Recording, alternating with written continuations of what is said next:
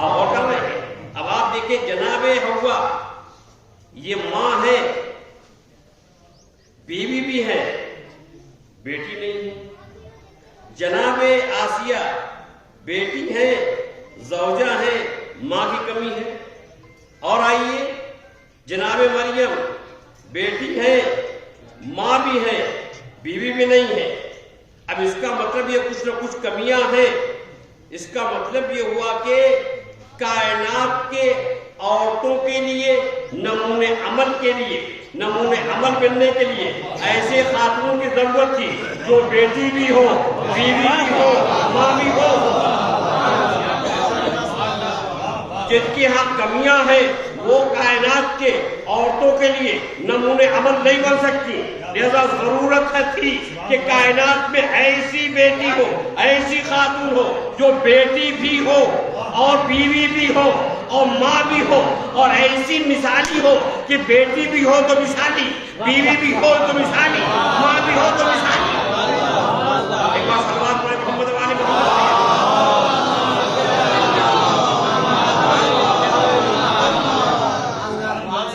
بیٹی بھی مثالی، بیوی بھی مثالی، ماں بھی مثالی. اور اگر آپ توجہ فرمائیں تو عرض کرو یہ قرآن مجید میں ایک ہے لفظ نساء جو جمع ہے جس کے معنی عورت کے ہے. لفظ نساء عورت کے ہے. آیے مباہلہ سنتے رہتے ہیں، مجھے مباہلہ نہیں پڑھ رہا ہے. آیے مباہلہ اس میں نساء کا لفظ استعمال ہے. یہ پیغمبر اسلام کو حکم ہوا کہ اگر یہ عیسائی آپ کی بات نہیں مانتے جناب عیسیٰ کے سلسلے میں تو آپ ان سے کہیے کہ مباہلہ کر لیں. جو آئے کریمہ ہے وہ ہے یہ فَمَنْ حَاجَّكَ فِيهِ مِنْ بَعْدِ مَا جَاءَكَ مِنَ الْعِلْمِ فَقُلْ تَعَالَوْا نَدْعُوا أَبْنَاءَنَا وَأَبْنَاءَكُمْ وَنِسَاءَنَا وَنِسَاءَكُمْ أَنفُسَنَا وَأَنفُسَكُمْ. میرے پیغمبر آپ ان سے کہہ دیجیے مباہلہ کر لیں. ہم اپنے بیٹوں کو لائیں، وہ اپنے بیٹوں کو لائیں. ہم اپنی عورتوں کو لائیں، وہ اپنی عورتوں کو لائیں. ہم اپنے نفسوں کو لائیں، وہ اپنے نفسوں کو لائیں. اب اس میں نساء کی لفظ ہے. نساء کے معنی عورت. اب یہ ہے بہت مشکل. مشکل یہ ہے کہ پیغمبر کس کا انتخاب کرے. دیکھیں لفظ نساء قرآن میں 3 معنی میں استعمال ہوا ہے. لفظ نساء قرآن میں بیٹی کے معنی میں، لفظ نساء قرآن میں بیوی کے معنی میں، لفظ نساء قرآن میں ماں کے معنی میں. لہذا آپ پیغمبر ایسی خاتون کا انتظام کریں جو بیٹی بھی ہو، بیوی بھی ہو، ماں بھی ہو. لہذا پیغمبر نے ایسی خاتون کا اہتمام کیا کہ جو بیک وقت بیٹی بھی ہے. اور اس اہتمام سے چلے کہ آگے پیغمبر اسلام ابو بکر صدیق طاہرہ ان کے پیچھے علی بن ابی طالب. اس کا مطلب پیغمبر نے کہا کہ بیٹی ہے، حسنین نے کہا کہ ماں ہے، علی بن ابی طالب نے کہا یہ بیوی ہے. یعنی تینوں لفظوں کا استعمال ہوا. تو کائنات کے لیے ضرورت تھی کہ ایسی خاتون ہو جو بیٹی بھی ہو، بیوی بھی ہو، ماں بھی ہو. اب دیکھیے بیٹی ہونے کے اعتبار سے ایک الگ موضوع ہے، بیوی ہونے کے اعتبار سے ذمہ داریاں کیا ہیں ایک الگ موضوع ہے. ماں کے اعتبار سے ذمہ داریاں کیا ہیں ایک الگ موضوع ہے. بیٹی کے لیے حدیث پیغمبر کیا ہے، بیوی کے سلسلے میں آیت قرآنی و حدیث کیا ہے، موضوع سے الگ ہے. لیکن میں گفتگو صرف ماں کے سلسلے میں ہے کہ ماں کی ضرورت کیا ہے، ماں کا درجہ کیا ہے. دیکھیے جناب عیسیٰ کیا کہہ رہے ہیں، برم بوالدتی. اللہ نے اپنی ماں کا فرما بردار کرم کی، بہت شرف ہے.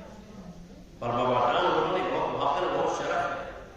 ہمارے نوجوان جب تک ماں جیسی نعمت گھروں میں رہتی ہے اس کی قدر نہیں کرتے. اس نعمت کا احساس اس وقت ہوتا ہے جب نعمت ان سے جدا ہو. عزیزان گرامی، واقع قدرت کے شاہکار ہو رہے ہیں. بچے کی پرورش کے لیے وہ تمام چیزیں جو ضروری تھیں محفوظ کیا. دیکھیے محبت ضروری ہے بچے کی پرورش کے لیے، تو مشیت نے جب ماں کے رحم کی دنیا سے بچے کو اس دنیا میں بھیجا تو ماں کے دل میں دریائے محبت روا کیا. اگر واقع وہ ارحم الراحمین وہ بھی انتہا رحم کرنے والا اگر ماں کے دل میں دریائے محبت روا نہ کرتا تو بچے کی پرورش مشکل ہوتی. اس رزاق میں ماں کے خون جگر کو شیر بنا کر کے بچے کے خدا بنائے. اب بے شعور بچے کہ زبان سمجھنے کا ماں کو شعور بخشا تاکہ ماں بچے کی زبان کو سمجھے. اب عزیزان گرامی آپ دیکھیں قربانیاں ہیں. اب آپ اس سیدھے سمجھے کہ صاحب باپ کو کوئی مرتبہ ہی نہیں ہے. نہیں، باپ کا مرتبہ ہے. ارے باپ کا تو وہ مرتبہ ہے کہ قرآن کہہ رہا ہے الرجال قوامون علی النساء، یہ مرد عورتوں پہ حاکم ہے. اب اس سے بڑھ کے اور کیا درجہ ہو؟ یہ مرد عورتوں پہ حاکم ہے. لیکن دیکھیے قربانیوں کے لحاظ سے درجات ہیں، قربانیوں کے لحاظ سے حقوق ہے. باپ کا احترام زیادہ، ماں کے حقوق زیادہ، کیونکہ اولاد کے سلسلے میں ماں کی قربانیاں زیادہ ہیں. یہ مذہب اسلام مذہب عدل و انصاف ہے. اتنا مذہب عدل و انصاف کی ذرہ برابر بھی حقوق میں کوئی کمی نہیں ہے. یہ مذہب ایسا مذہب ہے جو غیر مسلمہ ماں کے ساتھ حسن سلوک کا حکم دیتا ہے. وہ ماں جو مسلمان نہیں اس کے ساتھ بھی حسن سلوک کا حکم دیتا ہے. چنانچہ دیکھیے زکریا نامی شخص یہ مسلمان ہو گیا، اور جب مسلمان ہو گیا وہ عیسائی تھا، مسلمان ہو گیا. اور جب مسلمان ہو گیا تو آیا چھٹے امام کے پاس، اور چھٹے امام کے پاس آ کر کہتا ہے کہ مولا میں نے اسلام قبول کر لیا. امام نے پوچھا کہ اچھا اسلام تم نے قبول کر لیا تو تم نے اسلام میں کیا خوبی دیکھی؟ اور میں کیا اچھائی دیکھی تم نے اسلام میں؟ کہا کہ مولا قرآن کی ایک آیت جو ہے میری ہدایت کا ذریعہ ثابت ہوئی. ماں کو کتاب ایمان، اس سے پہلے تم جاتے ہیں کتاب کیا ہے، ایمان کیا ہے؟ وَلَكِنْ جَعَلْنَاهُ نُورًا نَهْدِي بِهِ مَن نَّشَاءُ مِنْ عِبَادِنَا. لیکن یہ بتائی کتاب یہ قرآن ہم نے جو نور بنایا اس کے ذریعے سے ہم کو ہدایت کرتے ہیں. اور یہ آیت ہے میری ہدایت کا ذریعہ ثابت ہوئی. اچھا امام نے دعا کی اللہ تعالیٰ شامل کر دیا. اس نے اہم سوال کیا ہے. وہ سوال یہ کہ مولا یہ بتائیے کہ میں تو مسلمان ہوں لیکن میری ماں مسلمان نہیں. اپنے مذہب اسلام کیا کہتا ہے؟ ماں کو میں چھوڑ دوں؟ آپ دیکھیے اسلام کے دامن میں کتنی وسعت ہے. وہ تنگ نظر ہے جو اسلام کے بارے میں اچھے خیالات ہیں، انہوں نے وسعت نظر سے اسلام کو مطالعہ نہیں کیا. امام صاحب نے پوچھا کہ مولا یہ بتائیے کہ میں کیا ماں کو چھوڑ دوں؟ امام نے کہا نہیں. کہا مولا وہ میرے مذہب میں نہیں ہے. امام نے کہا ہاں اگر ماں کو چھوڑ نہیں. اور امام نے تاکید کی کہ تم زیادہ سے زیادہ ماں کی خدمت کرو، زیادہ سے زیادہ ماں کی خدمت کرو. کس ماں کی؟ اس ماں کی جو مسلمان نہیں ہے. اور کیجیے اسلام کو پہچانیے. اسلام کیا کہہ رہا ہے؟ امام فرما رہے ہیں کہ جا اور جا کر کے ماں کی زیادہ سے زیادہ خدمت کر. وہ تعجب سے کہتا ہے مولا میری ماں مسلمان نہیں ہے. ہم نے کہا ہاں جاؤ بجا کے خدمت کرو. یہ جناب یہ آگے کوفے، اور کوفے آنے کے بعد سے ماں کی خدمت شروع کی. ماں کی اتنی خدمت کی کہ ایک بار ماں خود ہی پوچھنے لگی کہ میرے لال جب تم میرے مذہب پہ تھے اور یہ اسلام کیا ہے، میرے لال جب تم میرے مذہب پہ تھے تو میرے ساتھ تیرا یہ سلوک نہیں تھا، لیکن میں یہ دیکھ رہی ہوں کہ جب تک تو نے اسلام قبول کیا تیرے لیے تبدیلی پیدا ہو گئی، ذہنوں میں انقلاب، جموں ٹوٹا. ماں کہتی ہے میرے لال یہ تبدیلی کیسے؟ کہا میرے آقا نے حکم دیا ہے، میرے امام نے حکم دیا ہے. کہا بیٹا کیا تم نے امام کو یہ اپنے بتایا تھا کہ میں عیسائی مذہب کا ہوں؟ کہا ہاں میں نے مولا سے کہا تھا میری ماں عیسائی مذہب پر ہے. تب حضرت نے فرمایا کہ نہیں جا کے کہو کہ زیادہ سے زیادہ خدمت کرے. تو ماں نے ایک فقرہ کہا، وہ فقرہ آپ کے سامنے پیش کرو. اے بیٹا اگر اسلام غیر مسلمہ ماں کے ساتھ اس حسن سلوک کا حکم دیتا ہے تو پہلے تم انہیں کلمہ پڑھواؤ. علمی تعلیمات سے نواقص دنیا کرتی ہے کہ اسلام زور تلوار سے پہلا نہیں، اسلام زور اخلاق سے پہلا۔ طاقت کے ذریعے سے انسان کو سب کچھ جھکایا جا سکتا ہے، دل کو نہیں۔ طاقت کے ذریعے سے، تلوار کے ذریعے سے انسان کے جسم پہ حکومت کی جا سکتی ہے، لیکن دل پہ نہیں۔ اسلام اس کا حال نہیں ہے۔ اسلام کہتا ہے کہ ذہنوں میں انقلاب لایا جائے، فکروں میں تبدیلی پیدا کی جائے۔ تو اسلام آپ نے دیکھا کہ غیر مسلموں کے ساتھ بھی اس نے سلوک کا حکم دیتا ہے۔ اب آئیے دیکھیے ایک ماں کو باپوں کی کیا عظمت ہے، بہت ہی حساس موضوع ہے۔ ہمارے گھروں میں ماں باپ کے شکل میں جو عظمت کی منارے ہیں، ہمارے نوجوان ان کی قدر و منزلت کو نہیں سمجھتے۔ معرفت نہیں ہے، اور معرفت پیدا ہوتی ہے علم سے۔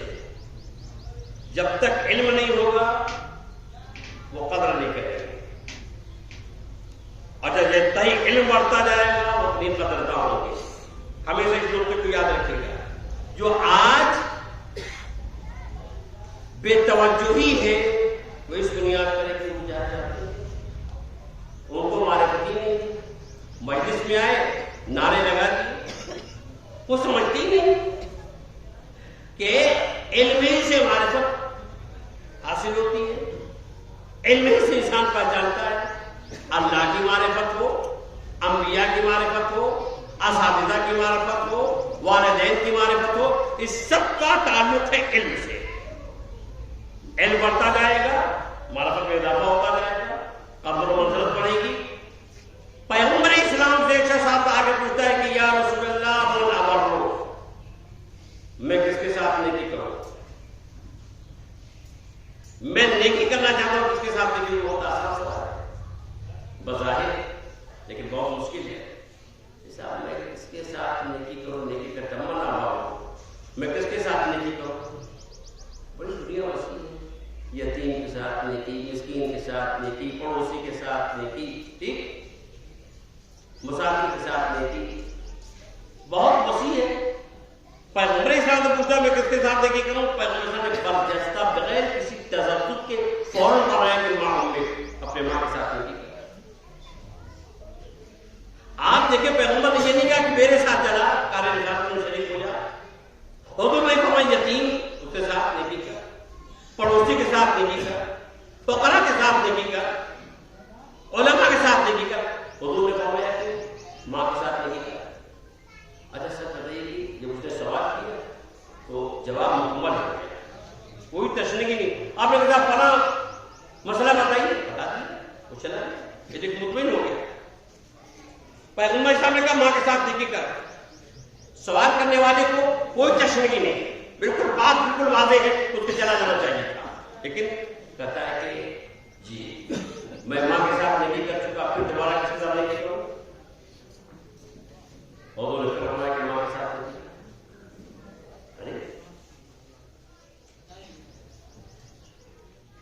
پھر اس کے بعد اسے کہا کہ یا رسول اللہ اپنی کس کے ساتھ نیکی کروں؟ تو کہا ماں کے ساتھ نیکی کروں۔ کئی بار ہوا؟ 3 بار۔ چوتھی بار سے پوچھا میں کس کے ساتھ نیکی کروں؟ کہا ماں بھی اپنے ماں کے ساتھ نیکی کروں۔ تو ماں کے ساتھ نیکی کے بارے میں کئی بار کہا؟ 3 بار۔ اور چوتھی منزل میں کہا کہ باپ کے ساتھ نیکی۔ اب اس کے بعد چلا گیا، اس نے نہیں کہا کہ صاحب میرے تو ہر سے یہ بات نہیں ہوتا، 1400 برس بعد ہم یہ پڑھتے رہتے صاحب تو سمجھے بات نہیں آتی، یہ تو پڑھا دیا گیا ہم آپ کو۔ ارے بھائی ہم کو کیا حق کس کو پڑھانے کٹانے کا جی؟ لیکن دیکھیے 1400 برس پہلے اس نے کچھ نہیں کہا، جب کہا کہ باپ کے ساتھ ہی چلا گیا وہ۔ اب سوال یہ پیدا ہوتا ہے کہ 1 بار 2 بار 3 بار، نہ 3 سے کم کہا نہ 3 سے زیادہ کہا، 3 بار کہا، چوتھی بار کہا کہ باپ کے ساتھ نیکی کر۔ تو اب فکر کیجیے، ہم نے یہ روایت پڑھ دی، آپ کا ذہن پریشان ہو گیا، واقعی پریشان ہو گیا، صاحب یہ تو کہا کہ بہت، اب تو گھر میں کوئی قدر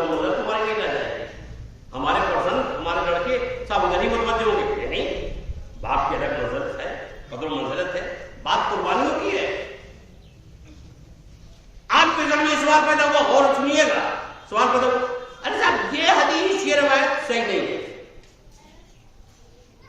اس میں مبالغہ ہے، اس میں زیادتی ہے، ماکر تمہیں کو بہت نکل دیا گیا ہے، یہ بات تھوڑی مان لو، یہ روایت صحیح نہیں ہے، جھٹکے بغیر روایت صحیح نہیں ہے۔ اچھا صاحب یہ بتائیے کہ روایت میں جانچنے کا اصول کیا ہے؟ صحیح غلط کا پیمانہ کیا ہے؟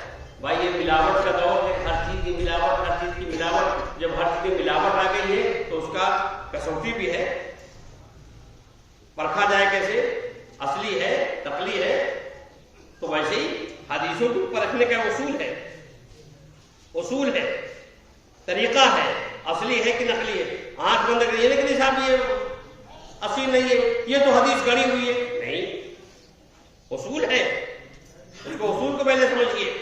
ایسا تو اصول کیا ہے؟ دیکھیں اصول یہ ہے کہ جب ہم کو یہ دیکھنا ہو کہ روایت صحیح ہے یا صحیح نہیں ہے، یہ حدیث گڑی ہوئی ہے صحیح ہے، تو اس حدیث کو قرآن کے آیت کے سامنے رکھیں۔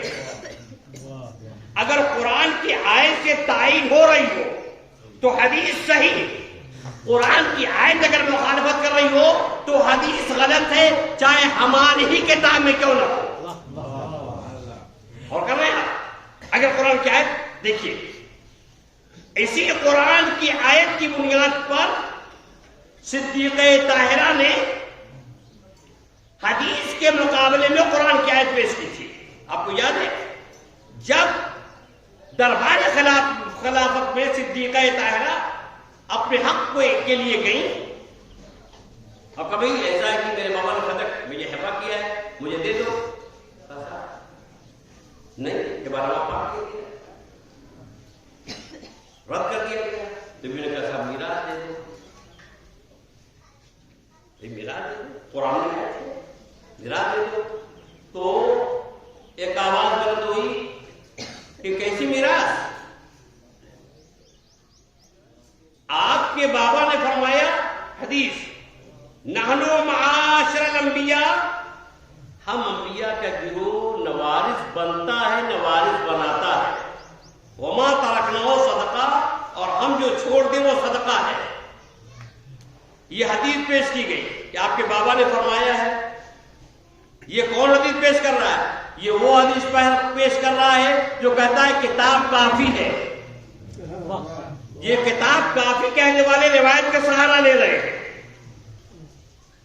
اچھا اب صدیقہ طاہرہ نے حدیث کے جواب میں، اچھا کی حدیث کس کے سامنے حضور نے پیش کی؟ کہنے والے نے کہہ دیا کہ آپ کے بابا نے فرمایا کہ ہم انبیاء کے گروہ نوارث بنتا ہے، نوارث بناتا ہے، وما ترکنہ صدقہ، ہم جو چھوڑ جائیں وہ صدقہ ہے۔ ٹھیک، بیوی نے کیا کہا اس کے جواب میں؟ بیوی نے یہ نہیں کہا ہم جھوٹ بول رہے ہیں، اس حدیث کو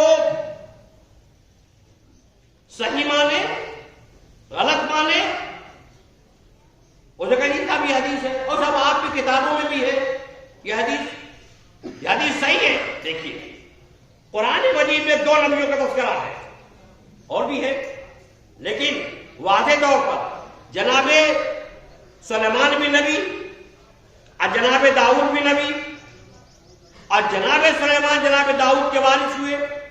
جب ادھر سے یہ آواز بلند ہوئی کہ آپ کے بابا نے فرمایا ہم گروہ انبیاء نوارث بنتا ہے، وارث بناتا ہے، اور ہم جو چھوڑ کے جاتے وہ صدقہ ہے، تو بیوی نے یہ نہیں کہا کہ تم جھوٹ بول رہے ہیں۔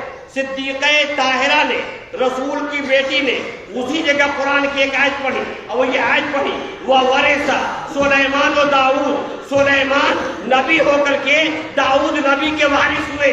اس کا مطلب یہ ہوا اس آیت نے بتایا کہ انبیاء وارث ہوتے ہیں، اس آیت نے بتایا وہ حدیث غلط ہے۔ تو اس کا اگر معیار یہ ہوا کہ قرآن کی اگر آیت تائید کرے تو حدیث صحیح ہے، قرآن کی آیت اگر تائید نہ کرے تو حدیث غلط ہے، چاہے ہماری کتاب میں کیوں نہ ہو، تو اس کا مطلب یہ ہوا کہ پرکھنے کے لیے ضروری ہے کہ قرآن کی آیت کی تائید کرے۔ اچھا دیکھیے کیسے کہہ دیا کہ آپ کے بابا نے کہا کہ ہم لوگ نماز بناتا، آپ اور کیجیے، اگر اتنا ہی مسئلہ اہم تھا تو مولائے کائنات سے پیغمبر صاحب نے کیوں نہیں کہا کہ اے علی تو ٹھیک ہے دیکھو پوری دنیا میں بیٹیوں کا تو حق ہے لیکن میری بیٹی کا حق نہیں ہے. یا خود صدیقہ طاہرہ سے رسول اسلام کہتے ہیں کہ بیٹی دیکھو سب کا بیٹیوں کا حق ہے لیکن تمہارا حق نہیں ہے. یہ کہیں گے لیکن پیغمبر اسلام نے کسی نہیں کہا. اور اس پر یہ کہ آپ کے بابا نے کہا ہم لوگ نماز پڑھتے بناتے ہیں تو ہمارا رکھنا ہو صدقہ اور ہم نے چھوڑ دیا وہ صدقہ. اچھا تو پیغمبر اسلام نے کیا چھوڑا؟ حضور نے کیا چھوڑا؟ دیکھیے حضور نے چھوڑا کیا؟ انی تارک فیکم الثقلین، میں تم میں دو گراں قدریں چھوڑے جا رہا ہوں، تم میں دو وزنی چیزیں چھوڑے جا رہا ہوں. اب گراں قدر چیزیں چھوڑے جا رہا ہوں، کس میں چھوڑا جا رہا ہوں؟ تم میں. اب یہی ذرا فرق کیجیے، میں تم میں چھوڑا جا رہا ہوں تو دو چیزیں ہوئی، ایک تم میں چھوڑے جا رہا ہوں، ایک جن کو چھوڑے جا رہا ہوں. میں تم میں چھوڑے جا رہا ہوں تو جن کو چھوڑ رہے ہیں وہ اور ہیں، جن میں چھوڑ رہے ہیں وہ اور ہیں. اس کا مطلب یہ ہوا کہ جن کو چھوڑ رہے ہیں وہ تم میں سے نہیں ہیں، تم میں سے نہیں ہے، وہ الگ ہے. جب تم میں سے نہیں ہے، الگ ہے تم سے، تو اب اس کا مطلب یہ ہوا کہ ان کے احکامات الگ ہیں، ان کے احکامات الگ ہیں. تمہارے لیے حکم یہ ہے کہ ان کے تمسک اختیار کرو، تو ان کے اطاعت اختیار کرو، ان کے اطاعت کرو، ان کو حکم میں مانو. تو میں نے جو بات نکالی وہاں تک کہ میں نے جو آپ کے سامنے روایت پڑھی ہے، وہ روایت بھی پڑھی کہ حضور کے پاس آنے والا شخص کہتا ہے کہ خدا کا رسول میں نیکی کرنا چاہتا ہوں، اس کے ساتھ نیکی کروں. حضور نے فرمایا ماں کے ساتھ نیکی کر، دوبارہ ماں کے ساتھ نیکی کر، سے بارہ ماں کے ساتھ نیکی کر، چوتھی بار کا باپ کے ساتھ نیکی کر. سوال یہ ہے کہ یہ روایت صحیح ہے کہ نہیں صحیح ہے؟ معیار کیا ہوتا ہے؟ میں نے معیار یہ ہے کہ قرآن کی آیت سے اگر تائید ہو رہی ہو تو وہ روایت و حدیث صحیح ہے، ورنہ وہ حدیث صحیح نہیں. یہ کہہ کے نکل جانا کہ صاحب میرے حق سے بات نہیں کر رہے، صاحب میری یہ بات سمجھ میں نہیں آتی. نہیں. اب آئیے میں اس کے دلیل کے لیے قرآن کی ایک آیت پڑھتا ہوں. یہ بات اللہ صلوات پڑھے محمد والے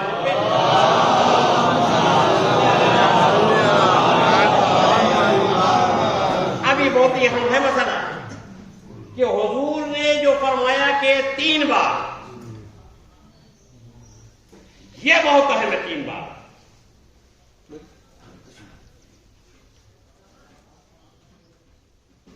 ایک بار بھی اگر کہہ دیتے تو بات بالکل واضح تھی، عظمت ظاہر تھی، لیکن خدا کی قسم 3 بار کہا. اب میں آیت پڑھتا ہوں، ارشاد ہو رہا ہے، غور کیجئے گا. ارشاد ہو رہا ہے وَوَصَّيْنَا الْإِنسَانَ بِوَالِدَيْهِ إِحْسَانًا حَمَلَتْهُ أُمُّهُ كُرْهًا وَوَضَعَتْهُ كُرْهًا وَحَمْلُهُ وَفِصَالُهُ 30 شهرًا. دیکھیے، اور ہم نے بطور وصیت انسان کو حکم دیا کہ وہ اپنے ماں باپ کے ساتھ حسن سلوک کرے، اچھا برتاؤ کرے. یہاں تک دونوں شریک ہیں، ماں باپ دونوں شریک ہیں، بیٹا ہو یا بیٹی، اور ماں باپ کے ساتھ حسن سلوک کرے. یہاں تک دونوں شریک ہیں. لیکن اب قدرت نے ماں کے قربانیوں کو بیان کیا، ماں کے جہاد کو بیان کیا. پہلا جہاد دیکھیے، ماں کے جہاد کو حملت ہو امہ کرہا، اس کے ماں نے رنج کے ساتھ شکم میں رکھا. ووضعت ہو کرہا، اور رنج کے ساتھ اسے جنا. حملہ وفصال 30 شہرا، ہم شکم میں رکھنے کی کم سے کم مدت 6 مہینہ اور 2 سال دودھ پلانے کی مدت. الوالدات یرضعن اولادهن حولین کاملین، مائیں کامل بچوں کو 2 سال دودھ پلائے. تو یہ جو آیت پڑھی میں نے، اس میں دیکھیں 3 دور، ماں کے 3 جہاد.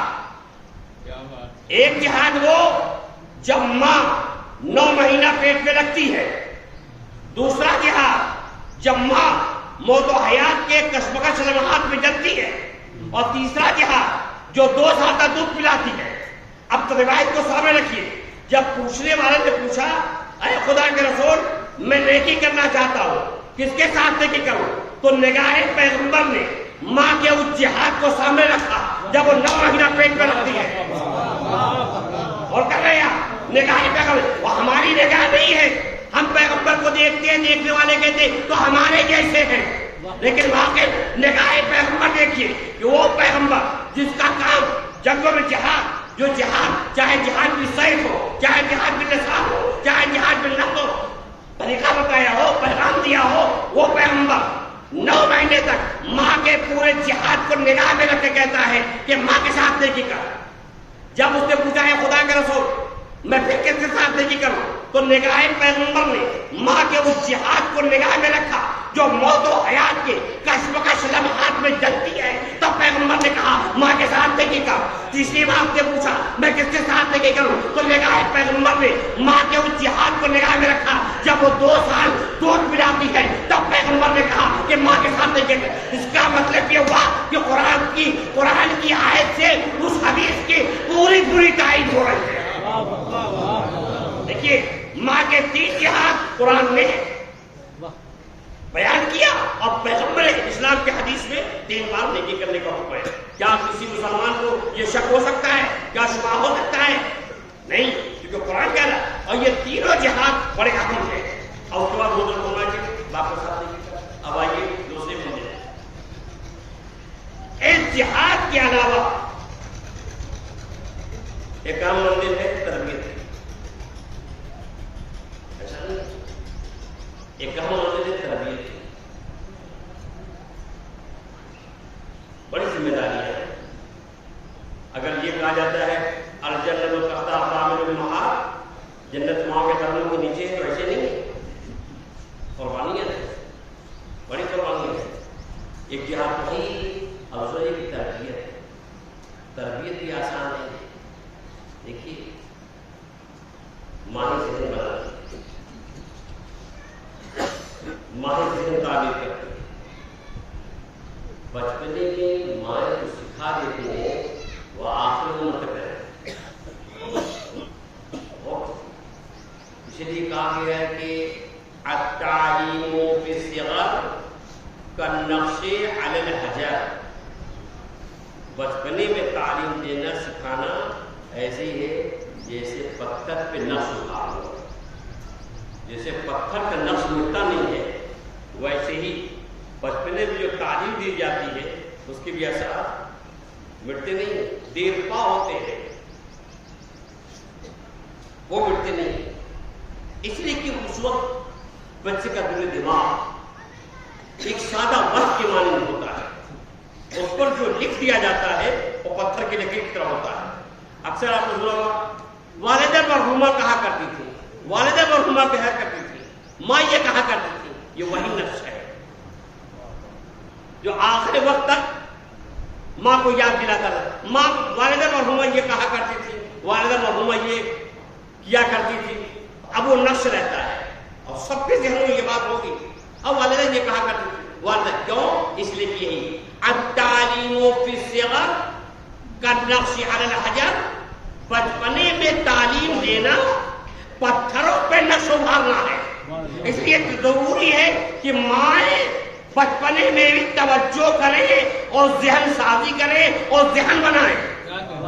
عزیزان گرامی، اس وقت تک ہم جناب عباس کی عظمت کو سمجھ نہیں سکتے جب تک ابو الولید کے وہ انداز تربیت پر ہماری توجہ نہ ہو۔ عزیزان گرامی، علمدار بنانے میں ابو الولید کا کردار ہے۔ ہم نے سرسری طور پر پڑھ دیا کہ علمدار بن گئے، ہم نے اس اجزاویے سے تربیت کے اصول کو نگاہ میں نہیں رکھا کہ ماں نے کس انداز سے تربیت کی۔ ماں نے تربیت ہی ایسی کی کہ میرا بیٹا کربلا میں علمدار بنے۔ بے شک بے شک۔ عزیزان گرامی، یہاں تک میں لے آیا ہوں اصول تربیت۔ تربیت کہاں تک پہنچاتی ہے؟ اب آپ دیکھیے تربیت کا اثر 40 سال کے بعد، 45 سال کے بعد، 50 سال کے بعد ظاہر ہوتا ہے۔ کب تربیت کی؟ 34 سال کی عمر میں اثر ظاہر ہوا۔ تربیت کے اثرات مرتب ہوتے ہیں۔ ہمارے واقعہ پیش کر دوں تاکہ آپ اس سے اندازہ لگائیں کہ اصول تربیت کیا ہے، اور اگر تربیت کا خیال بچہ کہاں تک پڑھتا ہے؟ ماں کے اختیار میں ہے. مائیں بچوں کو چاہے تو ڈاکٹر بنا دے, انجینئر بنا دے, چونکہ ذہن سازی ماں کا کام ہے. اور دیکھیے دیدار کریں, ماں شروع سے ہی بچوں کو تعلیم کی طرف متوجہ کرتی ہے. جناب عیسیٰ پیدا ہوئے چند گھنٹے کے بعد قوم کے سامنے کہتے ہیں انی عبداللہ آتانی الکتاب وجعلنی نبیّا. میں اللہ کا بندہ ہوں, آتانی الکتاب, اس نے مجھے کتاب دی ہے, وجعلنی نبیّا, اور نہیں بنایا ہے. جب کچھ بڑے ہوئے تو ماں نے کہا کہ بچوں کے ساتھ رہنے سے بہتر ہے کہ آپ مدرسے چلیں. اور اس کا مطلب یہ ہو کہ ماں ذہن بناتی ہے. جناب اسے کہتے مادر جانے میں تو پڑھا لکھا ہوں, مجھے مدرسے آنے کی ضرورت نہیں ہے. کہا پھر بھی میں چاہتی ہوں کہ مدرسے کی فضا میں سانس لے. اور کر رہے ہیں, یہ ہمارے لیے تعلیم ہے. اس کا مطلب یہ ہو کہ ماں شروع ہی سے ہی متوجہ کرتی ہے اور ذہن بناتی ہے. ایسا کو جناب عیسیٰ گئے وہاں مدرسے گئے, ماں کے کہنے اور ان کے کمالات ان کے سامنے ہیں, تو میں نے کہا کہ مائیں متوجہ کرتی ہے. اب آپ دیکھیے, بس یہی بات لے کے بات تمام کروں گا. میں کہہ کے کہ تربیت کا اثر, پھر وہ پڑھتا ہوں کہ التعلیم فی الصغار, کم سنی و بچپنے میں تعلیم دینا کالنقش علی الحجر, پتھر پہ نقش اتارنا ہے. تاریخ میں ایک اہم ترین واقعہ ہے, سنا ہوگا آپ نے, دو عالم دین جو شیعت کے لیے سماعی اتفاق. اس میں ایک عالم دین کا نام سید رسی اور دوسرے کا نام ہے سید مرتضیٰ. یہ اپنے وقت بڑی کتابیں مذہب کے لیے بہت کام کیا ہے, اور کام کیا ہے. یہ دونوں عالم زبردست کم سے تھے. ان کی ماں کا نام تھا بی بی کے نام پہ فاطمہ. یہ اپنے دونوں بچوں کو لے کر کے اس وقت کے جہید عالم تھے, نام سنا ہے شیخ مفید علیہ السلام. یہ صرف نام کے مفید نہیں تھے جی, یہ مفید ہے ہر اعتبار سے, شیعت کے لیے مفید, قوم کے لیے مفید, مذہب کے لیے مفید. جی ان کے پاس لے کے اپنے وقت زبردست بڑی کتابیں لکھی, لیکن اور جا کے ان سے کہتے ہیں کہ ان بچوں کو آپ پڑھا دیجیے, ان بچوں کو تعلیم دیجیے. یہ بات خواتین بھی سن رہے ہیں, وہ بھی سنیں, اور آپ بھی اس کو سنیے. ایک دن استاد نے یہاں سے جو فکرہ ہے بہت حساس فکرہ ہے, جو تربیت سے متعلق ہے, تو وہاں پہ لے گئے, وہاں پہ اس کو پڑھائی. ایک دن استاد نے ایک خطیر رقم بچوں کے ہاتھ پر رکھی, تاکہ رقم کو لے جاؤ اور اپنی ماں سے کہنا کہ اپنے ضروریات میں خرچ کریں. کیونکہ وہ یہ تھے کہ وہ بچے یہ تھی ماں بیوہ تھی, تو آقا نے کہا کہ رقم کو لے جاؤ, لے اپنی ماں کو دے, اپنے ضروریات میں خرچ کریں. یہ بچے خوشی خوشی وہ رقم لے کر کے ماں کے پاس آئے کہ میرے استاد نے سلام کا اور مجھے رقم دی ہے کہ اپنے ضروریات میں خرچ کریں. ماں نے ہاتھ نہیں لگایا, کہا میرے بچوں دل کے ٹکڑوں, یہ رقم لے جاؤ, استاد کو میرا سلام کہنا اور کہنا کہ مجھے ضرورت نہیں ہے. جیسے ہمارے اخراجات پورے ہو جاتے ہیں جیسے ویسے پورے ہو جائیں گے. اگر ہم یہ پیسے لے لیں گے تو ہمارے ضروریات اور آگے بڑھیں گے اور قناعت جاتی رہے گی, یدی پیسوں کو جا کے واپس کرو. جب ماں نے انکار کیا تو اس کا نفسیاتی اثر بچوں کو ہوا, نفسیاتی اثر بچوں کو ہوگا. جب نفسیاتی اثر بچوں کو ہوگا تو اب یہ بچے لے کر کے رقم پہنچے استاد کے پاس کہ میری ماں نے واپس کر دیا, تو اس کا اثر استاد پر بھی ہوا. اب یہ بات کا نقش علی الحجر، بچوں کے دل و دماغ پر ایسے ہی یہ بات چھپ گئی جسے کہتے ہیں، راسخ ہو گئی دل پہ جسے پتھر پہ لگی، ماں نے واپس کر دیا۔ اور حالانکہ غربت زندگی بسر ہو رہی ہے، ہم یہ سمجھتے ہیں جس کے پاس دولت ہے وہی ثروت مند ہے، وہی دولت مند ہے، اس بات مال و زر ہے، لیکن یاد رکھیے گا وہ بھی کسی دولت مند سے کم نہیں ہے جس کے پاس قناعت کی دولت ہے۔ سب سے عظیم ترین دولت قناعت کی دولت ہے۔ کہا جناب شیخ جناب سید رضی اور سید مرتضیٰ کی والدہ نے رقم واپس کر کے بتایا کہ ہمارے پاس بھلے ہی پیسہ نہیں ہے لیکن قناعت کی دولت ہے۔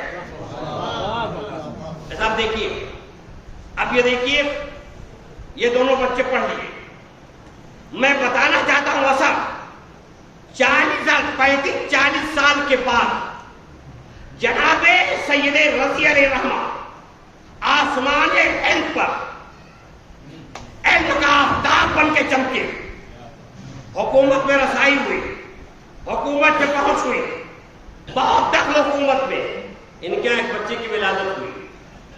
جب حاکم کو معلوم ہوا کہ سید رضی کے ہاں بچے کی ولادت ہوئی ہے تو سرکاری خادم کے ساتھ ایک طبق میں درہم و دینار اور جواہرات رکھ کر کے سید رضی کے پاس بھیجا۔ وہ سرکاری خادم وہ طبق لے کر کے آیا، سید رضی علیہ السلام نے پوچھا ارے یہ کیا ہے؟ کہا حاکم وقت نے بھیجا ہے یہ تحفہ، اس کو معلوم یہ ہوا ہے کہ آپ کے یہاں بچے کی ولادت ہوئی ہے۔ تو سید رضی نے دیکھتے ہی کہا لے کے حاکم کو واپس کر دو، ہمیں اس کی ضرورت نہیں ہے۔ اس کا مطلب یہ ہوا کہ ماں نے 35 برس پہلے جو رقم واپس کی تھی اس کا اثرات دیکھنے میں آیا۔ اس کا مطلب یہ ہوا کہ ماں اگر شروع میں تربیت کرتی ہے تو اس کے اثرات 30 35 40 سال کے بعد میں ظاہر ہوتے ہیں۔ ایک بات سلوات پڑھیں محمد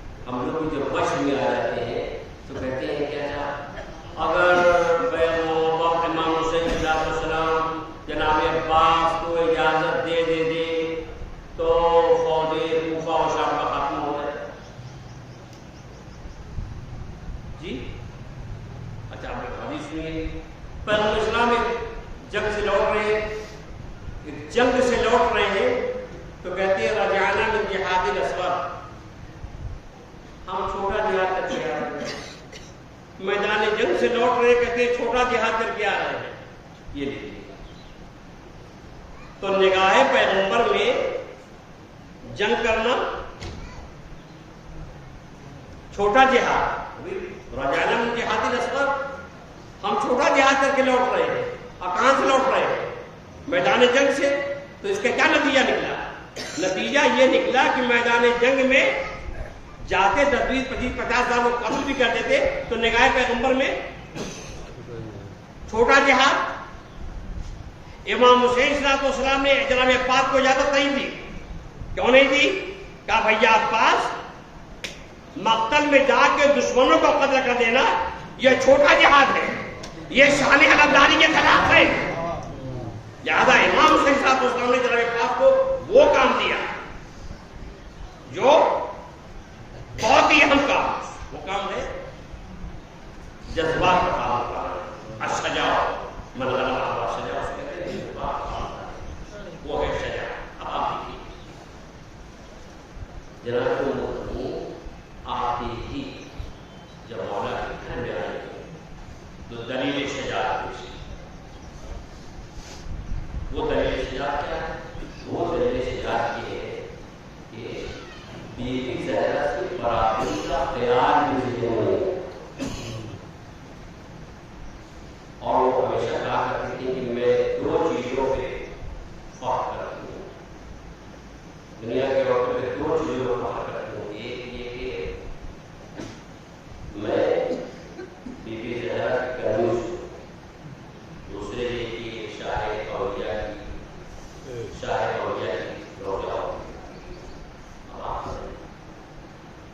کہتے ہیں کہ میں بی بی زہرا سچ بتائیں، صاف بتائیں کہ جو ماں اپنے کو بی بی زہرا کی کنوز بنائے اور بی بی زہرا سے برابری کا تصور تک خیال سے ذکر بنانے، اس کی آغوش میں پڑھنے والا بچہ کے ساتھ ہوگا. یہی ہونے کی جناب عباس کو ہمیشہ غلام کہا، اپنے کو امام کو آقا کہا. اب آپ بتائیے یہ جناب کرتے آپ کا بڑا امام کو صدیق اکبر کے بہت بلند ہے، بہت بلند ہے. ہم نہیں بیان کر سکتے کیا عظمت ہے. صدیق اکبر امام صلی اللہ علیہ وسلم ان کو تربیت کی ضرورت نہیں تھی کہ امام کے کہ پھر صدیق اکبر جو ہمارے امت کے عورتوں کو درس دینا تھا، اس لیے تربیت کے اصول اپنائے اور پیش کی. لیکن حقیقت یہ ہے کہ امام نے تربیت ضرورت نہیں تھی، لیکن اس کے علاوہ بات کیا تو کپڑا کے بتانے واقعی ماں کیسی تربیت کی ہے، واقعی کیسی تربیت کی ہے، ذہن صافی کی ہے، ذہن بنایا ہے. اور واقعی ماں کا بہت بڑا کردار ہے، ماں کا بہت بڑا کردار ہے. چنانچہ حدیث پڑھ کے میں بات تمام کروں. حضرت نے فرمایا کہ دیکھو من وجد برد حبنا فی قلبہ فلیکثر سؤال منہ، جو ہمارے محبت کی ٹھنڈک اپنے دلوں میں محسوس کرے وہ اپنی ماں کے لیے دعا زیادہ سے زیادہ اپنی ماں کو دعا کرے. کیا حضرت ہے؟ اس کا مطلب یہ ہوا کہ ماں کی تربیت، ماں کی پرورش یہ محب اہل بیت بناتی ہے.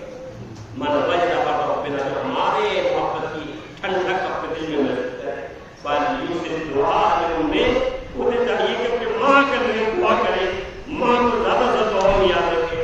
اور تربیت ماں کے قدموں پہ ہے کرنا. تو آپ کو کیا پڑا کہ ماں کو دیکھیے کہ واقعی کیسے ذہن سازی، کیسے ذہن بنایا. ایک ماں کا تذکرہ کرو. واقعی ایک ماں جس کا بیٹا وہ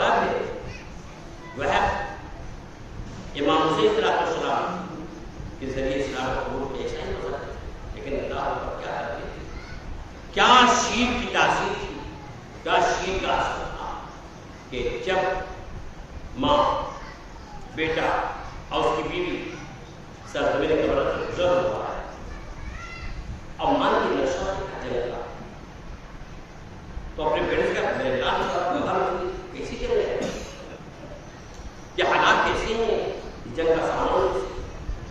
تو لیکن بہت مختصر لوگ ہیں، لیکن بہت سارے لوگ ہیں.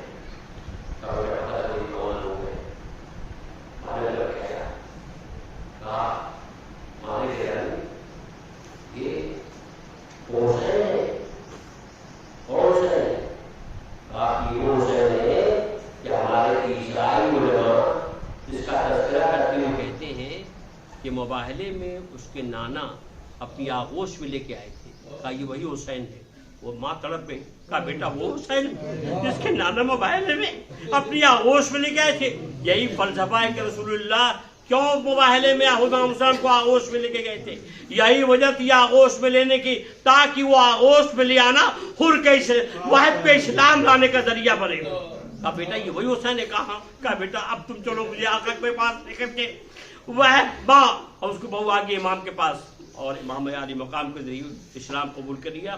اور جناب وہب کی ماں نے کہا کہ میں کئی دن سے جناب مریم کو خواب میں دیکھ رہی تھی، وہ جنت کی بشارت دے رہی تھی، میں اب مجھے راز سمجھ میں آیا، اب مجھے خواب کی تعبیر مل گئی کہ کیوں جناب مریم مجھے جنت کی بشارت دے رہی تھی۔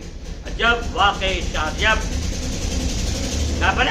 میدان بازار شہادت گرم ہوا، جب بازار شہادت گرم ہوا تو ایک مرتبہ ماں نے اپنے بیٹے سے کہا، اب آپ دیکھیے یہ دھکے کا سب، ماں نے بیٹے سے کہا میرے لال جاؤ اور جا کر کے اپنی جان ہوتا ہے بیٹے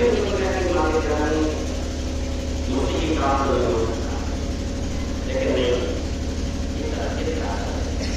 یہ شیر کا یہ دھوپ کا جسے ماں نے کہا کہ میرے لال جا کر کے ذرا کا علاج کر کے جان قربان ہو اور آمادہ ہو گیا، لیکن بیوی کی اسے جانے نہیں دیا، سطر کی شادی کو اسے جانے نہیں دیا، کہا میں جانے نہیں دوں گی۔ جب اس نے بہت روکا اور یہ جانے کو تیار جنگ میں، تو جب وہ سمجھ گئی کہ واقعی چلا جائے گا میدان جنگ میں جائے گا، شہید ہو جائے گا، تو اس نے کہا کہ میں تم کو اجازت دے دوں مقصد میں جانے کی، لیکن تو انہیں زہرا کے لال کے پاس لے چلو، میری دو شرطیں ہیں، اگر امام ضمانت لے لے تو میں تمہیں چھوڑ دوں۔ تو ساتھ میں ہوئے واقع تو نے اپنی بیوی کو ساتھ دیا اور امام کی خدمت سے آئے اور کہتے ہیں کہ آقا میرے سید و سردار، میں چاہتا ہوں مقصد میں جاؤں، میں چاہتا ہوں کہ جامع شہادت پیش کروں، میں چاہتا ہوں قربانی پیش کروں، لیکن میری بیوی مجھے اجازت نہیں دے رہی کہ میں مقصد میں جاؤں۔ میری بیوی کی دو شرطیں ہیں، وہ کہتی ہے کہ آقا ضمانت لے لے تو میں تمہیں اجازت دے دوں۔ امام نے اب اپنی توجہ وہاں پہ زوجہ کی طرف کی اور فرماتے کہ وقت کو کیا کہہ رہے ہیں؟ تو نے کہا کہ آقا میرے مولا میرا شوہر مقصد میں جا رہا ہے، کہ آقا وہ شہید ہو جائے گا، اور جب شہید ہو جائے گا تو جنت میں جائے گا، اے آقا میرے بھی جنت میں جانے کی ضمانت لے لیں۔ سردار جنت نے کہا کہ حسین ضامن ہے، حسین ضامن ہے، میں ضمانت لیتا ہوں تو بھی جنت میں جائے گی۔ اب بتا کہ دوسری تمنا کیا ہے، کہ دوسری آرزو کیا ہے؟ اب یہ جو اس نے آرزو ظاہر کی تو امام روئے، امام نے کلیئر کیا ہے وہ کیا آرزو ہے۔ اس نے کہا کہ آقا میرا شوہر شہید ہو جائے گا، میں بیوہ ہو جاؤں گی، میں بیوہ ہو جاؤں گی، اے آقا مجھ پر بڑا کرم ہوگا، مجھے اہل حرم میں بھیج دیجیے تاکہ میری شہادت، تاکہ میرے شوہر کی شہادت کے بعد میرا پردہ قائم رہ جائے، میرا پردہ باقی رہ جائے۔ اے ارباب عزت، اس نے یہ فقرہ کہا، امام دار و قطار ہونے لگے، اس نے کلمہ امامت سے امام کو معلوم تھا کہ ارے بعد ایسے عاشور خیمے جلیں گے، چادریں چینی جائیں گی۔ امام علی مقام نے اسے اہل حرم میں بھیج دیا، لیکن یہ ارباب عزت اگر وحد کی بیوی کو یہ معلوم ہوتا کہ عصر عاشور بعد عصر عاشور خیمے جلیں گے تو کبھی نہ کہتی اے آقا مجھے اہل حرم میں بھیج دیجیے تاکہ میرے شوہر کی شہادت کے بعد میرا پردہ قائم رہ جائے۔ خدا آپ کی آواز میں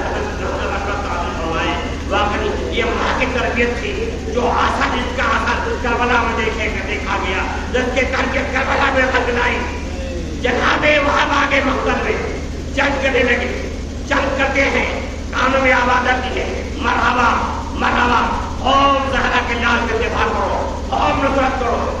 یہ کوئی شاباشی دے رہا ہے، مرحبا کہہ رہا ہے. اب ایک مرتبہ جو وحد نے اور جنگ سے رخ موڑا اور جب توجہ کی تو عجب منظر دیکھا میری بیوی مقتل میں آ گئی ہے، میری بیوی مقتل میں آ گئی ہے. تو جنگ روکی اور جنگ روک کے کہا کہ یہ بتا، اب تک تو مجھے روک رہی تھی لیکن اب تم مقتل میں آ گئی. ارے کیسے آ گئی؟ اب تک تم مجھے منع کر رہی تھی. اس نے عجب کترا کہا ہوا تمہیں کیا بتاؤں، میرے کانوں میں زہرا کے لال کی اردو آواز آ رہی تھی. زہرا کا لالا والے استغاثہ مانگ کر رہا تھا، واہ غربتا واہ قلت ناصرہ، ہائے مسافرت، ہائے مدد کرنے والوں کی کمی، حل من ناصر، ارے کیا کوئی میری مدد کرنے والا ہے؟ اے وہاں جب زہرا کے لال کی یہ آواز میرے کانوں میں پڑی، میں خیمے میں ٹھہر نہ سکی، میں مقتل میں آ گئی. اے ارباب عزت، ارے جب وحد کی بیوی آواز استغاثت نہ سن سکی، آئے بی بی زینب پہ دل پہ کیا گزری، ام کلثوم کے دل پہ کیا گزری. ارباب عزت جناب صاحب نے شہادت پیش کر دی. اگر آپ اس اعتبار سے کربلا کی ماؤں کا جائزہ لیں تو آپ کو اندازہ ہوگا کیا مثالیں تربیت کربلا کی ماؤں کی تھی، کیسی کیسی تربیت خدا کے رسم. آئیے میں نے استعمال کر دی، بس ایک منظر دیکھیے.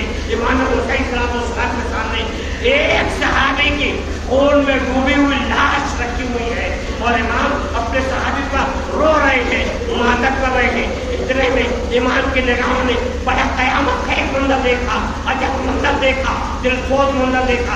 امام کیا دیکھ رہے ہیں کہ خیمے سے ایک چھوٹا سا بچہ نکلا جس کے کمر میں ایک چھوٹی سی تلوار بنی ہوئی ہے. یہ بچہ مقتل کی طرف دوڑتا ہوا چلا جا رہا ہے. امام علی مقام نے ایک صحابی سے کہا ارے یہ بچہ شہید ہو جائے گا، اس بچے کو روک لو، ارے مقتل میں نہ جانے دو، بچے کو رحمت نہ جانے دو.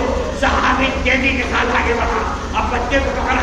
بچہ کہہ رہے مجھے چھوڑو، مجھے چچا کی نسبت کرنے دو، مجھے چھوڑو، مجھے چچا کی بات کرنے دو. آئے کیا جذبہ ہے کربلا کے بچوں کا، کیا ماں کی تربیت ہے. یہ اربابینا اس صحابی نے بچے کو لیا، امام کے پاس آیا، مجلس جمع. امام نے اس بچے کو دیکھا اور کہا میرے لال تم کس کے بیٹے ہو؟ اس بچے نے خون میں ڈوبی ہوئی لال کی طرف اشارہ کیا، آقا میں اس کا بیٹا ہوں جس کے لاش آپ کے سامنے رکھی ہوئی ہے. امام طرف پہ اور ایک جملہ ارشاد فرمایا، کہا میرے لال خیمے میں پلٹ جاؤ تاکہ تیری ماں تیرے سہارے زندگی بسر کر سکے. بس ایک مرتبہ امام پہ یہ کہنا تھا، خیمے کا پردہ اٹھا، ایک آواز آئی، اے آقا میرا بچہ ہے، میرا فرزند ہے، میں نے کمر میں تلوار باندھی ہے. اے آقا یہ میری طرف سے یہ کربلا کے ماں کی تربیت کا ساتھ تھا جو کربلا میں ظاہر ہوا.